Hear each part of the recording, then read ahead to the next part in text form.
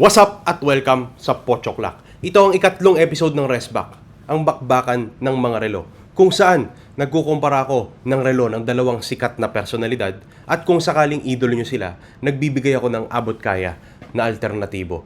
Dahil malapit nang magsuntukan si General Nicolas Torre at Mayor Baste Duterte, naisip ko na mga relo nila ang ating mga tingnan para sa episode na to ng Resback. Bago po tayo magsimula, napansin ko 92% ng mga nanonood ng videos ko hindi po subscribe. Kaya please subscribe to the channel. Hindi na ako magpapaligoy-ligoy pa. Bakbaka na!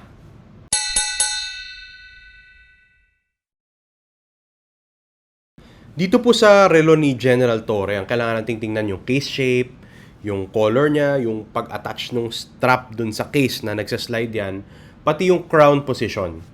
Sa mga katangian na to, tingin ko this is an Apple Watch. So medyo divisive po ang Apple Watch throughout the watch enthusiast community. But I personally feel na maganda ang epekto ng Apple Watch.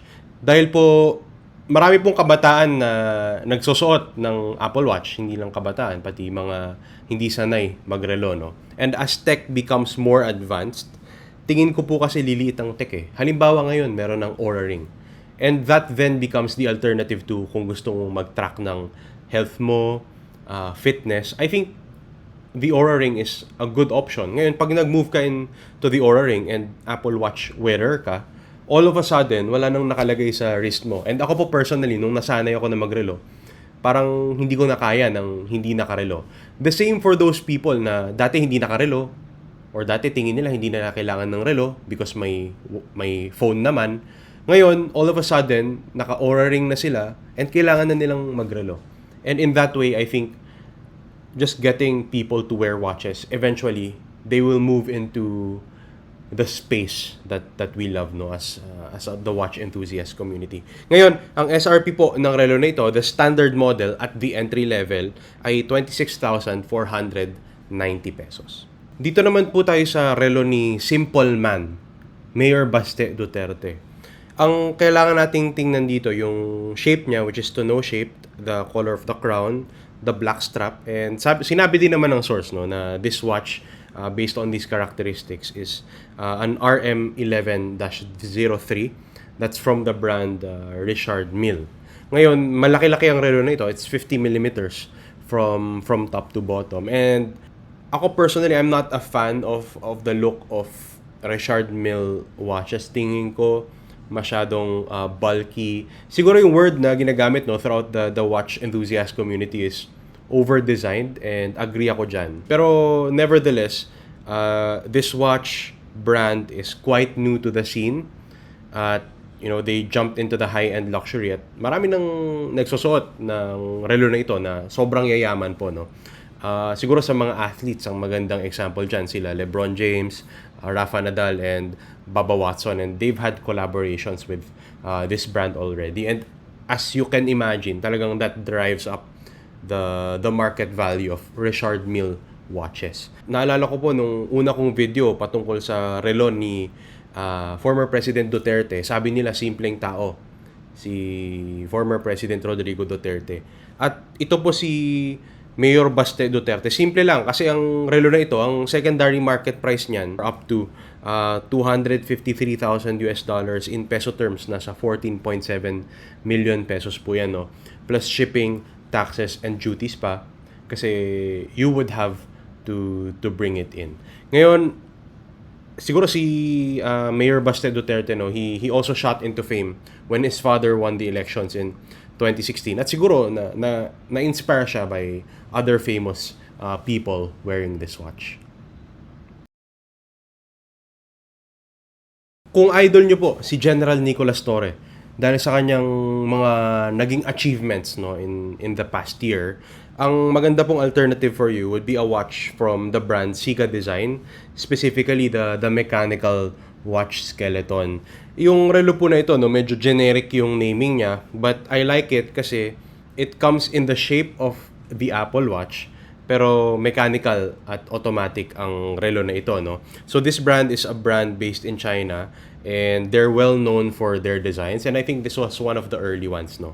Ang relo po na ito, it's sells on their website for $169 in peso terms. 9,600 pesos po yan. So, plus shipping, taxes, and duties pa as applicable, no? But right now, I think they have an anniversary sale. So, from up to now until August 18, you can get this watch up to 20% off po, no? Just click the link in the description and the pinned comment para malaman nyo po kung paano nyo makukuha ang relo na ito. Kung idol nyo si Mayor Baste Duterte, ang may sasuggest ko po would be a watch from Sarbomba, no? The Elemental series, the calendar version. Ngayon, ang Sarbomba po is a brand that I recently came across. I think they are being endorsed by producer Michael, no? Not sure kung kilala nyo po siya. Pero one of their line of watches is parang homage po sa mga Richard Mille, no? And typically, hindi po ako nagre-recommend ng mga homages. Pero sobrang mahal naman po kasi ng relo ni Mayor Baste Duterte dito, no? Dahil napakasimple niya nga pong tao. At for most of us, hindi po yan affordable. Kaya ito, dahil affordable siya, at 12,800 pesos equivalent sa website nila, plus shipping, taxes, and duties, I think it's a good choice. Tingnan nyo yung case shape, yung black strap, yung chronograph function, pati yung size at 50mm. I think this is a good choice kapag gusto nyong gayahin si Simple Man, Mayor Baste Duterte. Ayun! Nakita na natin ang Apple Watch ni General Nicolas Torre at nakita na rin natin ang Richard Mille ni Baste Duterte. Sa dalawang relong yan po, and this might come as a surprise for some of you, mas gusto ko po yung Apple Watch. As mentioned kanina, ang Apple Watch po for me is helping the watch industry. Yung effects lang po niyan will not be now, but definitely in the future. Doon naman po tayo sa alternative. Ang gusto ko doon yung Sarbomba. At such a low cost compared to the Richard Mille, yung itsura na yon makukuha nyo na. Kaya gustong gusto ko yung alternative na yan. Pero opinion ko lang po yan. Kung iba po ang inyong opinion, kung mas trip nyo yung Richard Mille, or kung tingin nyo merong ibang alternatibo na mas angkop, let me know in the comment section down below. Kung nagustuhan nyo ang episode 3 ng Resback, please hit the like button. At kung interesado kayo sa content na katulad nito at sa mga watch reviews, please subscribe to the channel and hit the bell icon. Yun lang po. Maraming salamat po sa oras ng panonood. Laters, yo!